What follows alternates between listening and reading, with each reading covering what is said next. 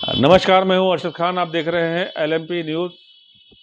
LMP news आपको बताना चाहता है कि लखीमपुर में गोला विधानसभा यानी 139 विधानसभा क्षेत्र जो है वहां पे उपचुनाव है। हमारे लोकप्रिय जो गोला विधानसभा के लोकप्रिय, आपको बताना चाहता हूं, जो लोकप्रिय विधायक थे अरविंद गिरी जी, उनके निधन के बाद ये सीट पे उपचुनाव की घोषणा हुई है। जल्द ही इस पे उपचुनाव होने वाला है।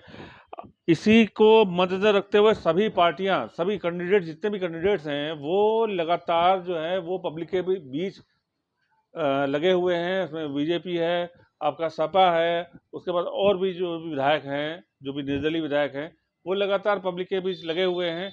इसी के मद्देनजर रहते हुए एलएमपी न्यूज़ के संपादक अरशद खान ने बात करी सपा के जो कैंडिडेट्स हैं विनय तिवारी जी से।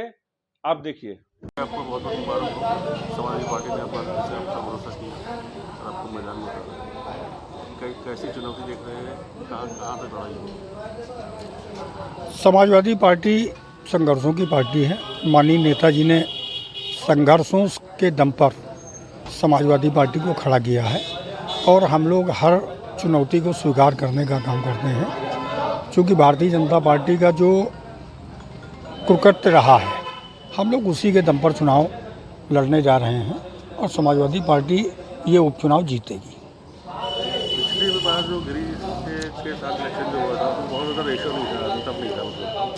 इस बार कैसे देखते? इस बार चुनाव समाजवादी पार्टी जीतेगी। जो प्रदेश के हालात हैं, जो हमारी गोला विधानसभा के हालात हैं, जिस तरीके से किसान पूरी तरीके से बर्बाद हो चुका है, किसान बदहाल है।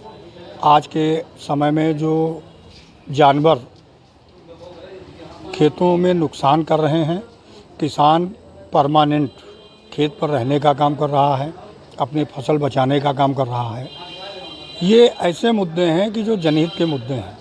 माननीय मुख्यमंत्री जी ने एक घोषणा की थी जिस समय सामान्य चुनाव हो रहा था, गोला आए थे, तो उनकी एक घोषणा थी कि हम सरकार बनते ही गौशाला बनाने का काम करेंगे और जानवरों की व्यवस्था कराने का काम करेंगे। तो वो कोई भी किसी भी तरीके के केवल खोखले वादे थे। उन्होंने खोखले वादे किए और कोई भी काम नहीं किया। लगभग 6 माह पूरे हो चुके हैं। हम लोग ज़रूर एक घोषणा करते हैं कि जो गोला विधानसभा में हर न्याय पंचायत स्तर पर गौशाला बनाने का काम करेंगे।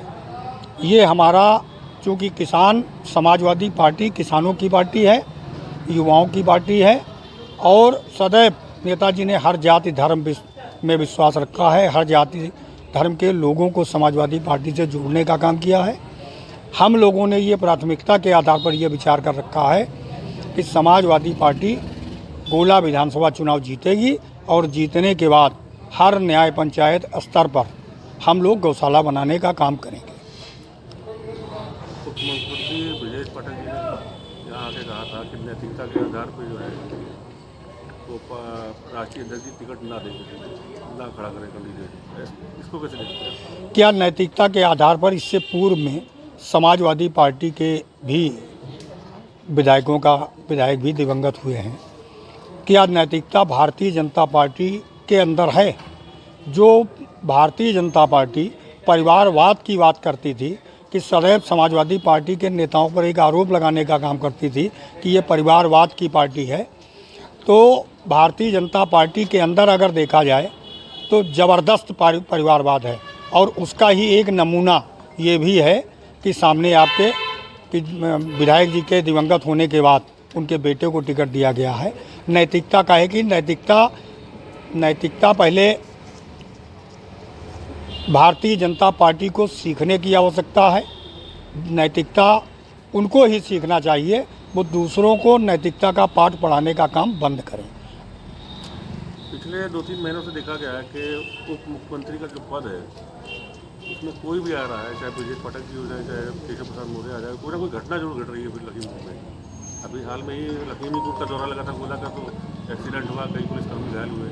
उससे पहले भी आए थे। तो लगातार इस टाइप की घटना, क्या लग रहा है आपको? मतलब ये पद जो है वो सही नहीं है क्या लखीमपुर खीरी के लिए ये पद सही नहीं है, इसीलिए कहीं ना कहीं कोई घटनाक्रम चला करता है।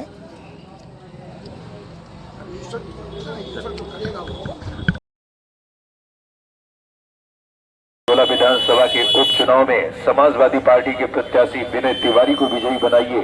चुनाव निशान साइकिल निशान के सामने वाला बटन दबाइए। विनय तिवारी को विजयी बनाएं। विनय तिवारी का चुनाव निशान है साइकिल, समाजवादी का चुनाव निशान है साइकिल, हम सबका चुनाव निशान है साइकिल। 139 बनाएं, हर तरफ विकास और खुशहाली लाएं।